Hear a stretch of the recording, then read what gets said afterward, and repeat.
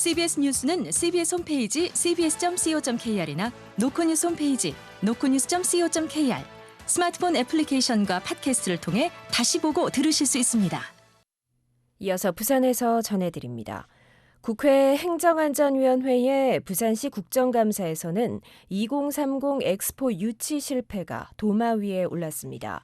야당 의원들은 정부와 부산시의 부실한 전략과 판세 분석이 유치 실패로 이어졌다고 질타했습니다. 박중석 기자가 보도합니다. 2030 부산 엑스포 유치 실패가 1년 만에 국정감사 도마 위에 올랐습니다. 오늘 부산시청에서 열린 국회 행안위의 부산시를 상대로 한 국정감사에서 야당인 더불어민주당 위원들은 엑스포 유치 실패를 집중적으로 파고들었습니다. 민주당 위원들은 먼저 유치 전략이 잘못됐다고 지적했습니다. 이해식 의원입니다. BIE 국제박람기구에 속한 179개 회원국 투표로 결정이 되는데 왜 국내 홍보비에 저렇게 많이 썼을까? 이런 의문을 자연스럽게 갖게 되죠. 또 정부와 부산시의 부실한 판세 분석이 국민들에게 더 큰 좌절을 안겨줬다고 비판했습니다. 윤건영 의원입니다. 그런데도 막판까지 이런 판세 분석을 했다라는 건 정부나 부산시가 책임에서 자유로울 수가 없는 거죠. 승리를 장담을 했는데 그걸 못했던 거지 않습니까? 이에 박형준 부산시장은 시민들께 이미 사과를 했다면서도 유치 실패에는 문재인 정부의 책임도 있다고 반박했습니다. 박형준 부산시장입니다. 아쉽게도 그 문재인 정부 마지막 1년 동안에 저희가 유치 활동을 거의 안 했습니다. 그 1년 동안에 이 사우디가 얻은 표가 100표 이상이었습니다. 야당 위원들은 엑스포 유치 실패 이외에도 박 시장 캠프 출신 인사들의 공공기관행과 YS 민주역사 기념관 건립 추진 등을 따져 물었습니다. 이에 여당인 국민의힘 위원들은 이재명 민주당 대표 피습 사건 이후 헬기 이송을 꺼내들며 맞불을 놨고 박 시장 역시 지역 의료에 대한 불신이라고 생각한다며 호응했습니다. CBS 뉴스 박중석입니다. 최근 관통식을 연 부산 대심도 터널 공사 현장에서 70대 노동자가 자재에 맞아 숨지는 사고가 발생했습니다. 지난해에는 터널 내부가 무너지는 등 개통을 앞두고 크고 작은 사건 사고가 끊이지 않고 있습니다. 송호재 기자입니다. 오늘 아침 8시쯤 대심도 터널 공사장 안에서 작업자 1명이 자재에 깔려 숨을 쉬지 못하고 있다는 신고가 접수됩니다. 소방구조대는 현장에 출동해 심정지 상태인 70대 남성 노동자 A씨를 발견한 뒤 병원으로 옮겼지만 끝내 사망 판정이 내려졌습니다. 부산시와 경찰, 소방당국의 말을 종합하면 숨진 A씨는 자재를 실은 화물차를 몰고 공사장에 도착한 뒤 하역 작업 현장에 있었습니다. 하역이 끝나갈 때쯤 지게차에 실린 화물이 A씨를 덮쳤고 A씨는 결국 숨을 거뒀습니다. 당시 하역 중이던 자재는 터널벽에 설치하는 작업 발판과 거푸집 등이었던 것으로 확인됐습니다.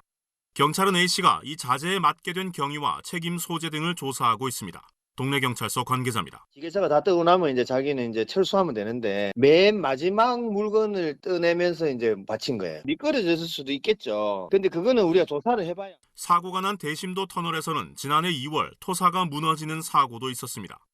다행히 다친 사람은 없었지만 근처 도시철도 운행에 차질이 생기는 등 시민 불편으로 이어졌습니다. 2021년에는 공사 중인 터널 안에서 불이 나 5명이 중경상을 입는 사고도 발생했습니다. 대심도는 만덕과 센텀시티를 잇는 9.6km 길이의 지하터널로 최근 양방향 관통식을 열었고 올해 말 완공을 앞두고 있습니다. CBS 뉴스 송호재입니다. 프랑스 파리에는 전 세계 스타트업이 입주를 희망하는 창업 공간 스테이션 F가 있습니다. 북한에 비슷한 시설을 만들려는 움직임이 부산에 주는 시사점은 무엇인지 박진홍 기자가 전해드립니다. 현지 시각 7일 프랑스 파리 13구 생강 인근에 자리 잡은 스테이션 F. 거대한 기차역을 연상케 하는 높고 길쭉한 건물 안에선 다양한 피부색을 가진 사람들이 저마다 열띤 토론을 펼칩니다. 지난 2017년 버려진 철도 차량 기지를 개조해 만든 이곳은 6년 만에 프랑스 대표 창업기지로 성장했습니다. 매년 입주하는 스타트업만 1000여 개, 지난해 이들의 투자 유치액은 하나로 약 1조 4,700억 원으로 프랑스 전체의 15%에 달합니다. 스테이션 F, 조안나 그리오 코디네이터입니다. 입주 스타트업 3분의 1이 외국에 있는 기업입니다. 이건 스테이션 F가 국제적인 기관이란 걸 나타내는 지표입니다. 스테이션 F에는 스타트업뿐만 아니라 대학이나 대기업, 투자사들도 입주해 다양한 자체 프로그램을 통해 스타트업의 성장을 적극 지원합니다. 여기에 더해 스타트업 운영과 연관된 프랑스 정부 기관들이 모인 라프렌치 테크도 상주하며 필요한 행정 지원을 아끼지 않습니다. 입주 기업들은 이런 체계적인 지원 시스템이 스테이션 F를 성공케 한 비결이라고 입을 모읍니다. 입주사 슬로크 라호진 대표입니다. 저희가 좀 투자 받을 때도 스테이션 F 역할이 컸고 프랑스 내에서도 조금 이제 업계에서는 인정을 해줘서 공신력 같은 것도 이제 확보가. 부산시는 스테이션 F처럼 북한 일부도에 방치된 물류 창고를 글로벌 창업 허브로 조성하겠다는 계획을 추진하고 있습니다. 이를 위해선 스타트업 업계의 요구를 충족할 수 있는 지원 시스템을 정교하게 만들어야 한다는 게 가장 큰 과제로 남습니다. 프랑스 파리에서 CBS 뉴스 박진홍입니다. 부산 강서구의 한 강아지 불법 번식장이 지난 17일 동물단체에 적발된 가운데 단체가 불법 운영을 묵인한 지자체를 강하게 규탄하고 나섰습니다. 동물보호단체연대 루시의 친구들은 오늘 오전 10시 부산시의회에서 기자회견을 열고 부산시와 강서구가 불법 번식장을 관리 감독하지 않는 등 동물학대를 방관했다고 비판했습니다. 또 부산시의 불법 동물 생산 유통업에 대한 단속을 강화하고 학대받은 동물들의 보호 조치에 적극 나설 것을 촉구했습니다.